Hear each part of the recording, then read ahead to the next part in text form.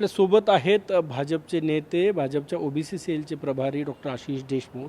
भाऊ, आज छगन भुजबळ आणि शरद पवारांच्या भेटीचा तुम्ही कसा अर्थ काढता? नाही, नक्कीच. आता जे भुजबळ साहेबांची वार्ताहर परिषद झाली त्याच्यामध्ये त्यांनी म्हटलं की समाजामध्ये महाराष्ट्रामध्ये जे गुण्यागोविंदाचं वातावरण पहिले राहायचं ते आता राहिलेलं नाही आहे. मराठा आणि ओबीसी यांच्यामधले वाद हे विकोपाला चालले आहे. गावातलं गाव पण त्या निमित्ताने जातं की काय अशा पद्धतीचं एक वातावरण आज जर राज्यात असेल तर नक्कीच भुजबळ साहेबांनी शरद पवार साहेबांची जी भेट घेतली आणि त्या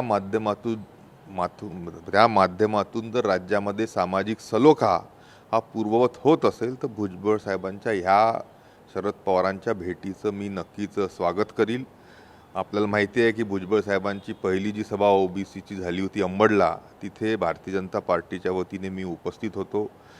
पण जी परिस्थिती आज निर्माण झालेली आहे त्याच्या अनुषंगाने ह्या महाराष्ट्रामध्ये प्रत्येक समाजामध्ये सामाजिक सलोखा हा राहणं अतिशय गरजेचं आहे आणि त्या अनुषंगाने भुजबळ साहेबांची शरद पवारांची जर भेट झाली असेल आणि त्या माध्यमातून राज्यात जर सलोखा निर्माण होणार असेल तर नक्कीच त्याचं परत आम्ही स्वागतच करू. स्वागत आणि समर्थन हे नक्कीच समर्थन देखील करू. का शेवटी आज परिस्थिती गावागावामध्ये अशी जर भीषण होत आहे आणि प्रत्येक व्यक्ती हा आपल्याला मराठा ओबीसी ह्या प्रवर्गात समजून एक वितृष्ट त्यानिमित्ताने दुसऱ्या समाजाच्या व्यक्तीबद्दल येत असताना अशा प्रकारच्या भेटीला आमचं समर्थन राहील.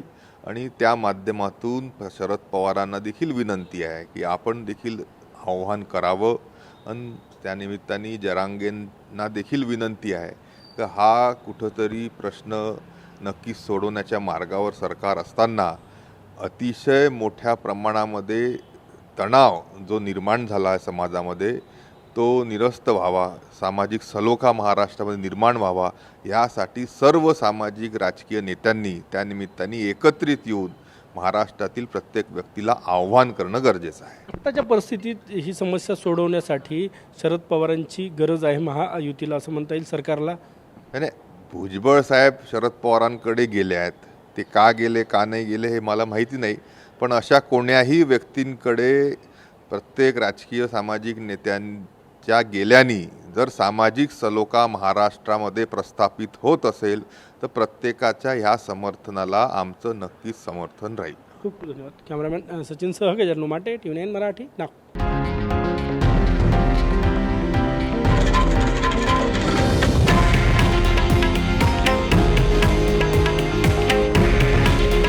हे आहे देशातील नंबर 1 न्यूज नेटवर्क आणि आपण पाहत आहात TV9 मराठी. काळजी तुमची, हित महाराष्ट्राचं.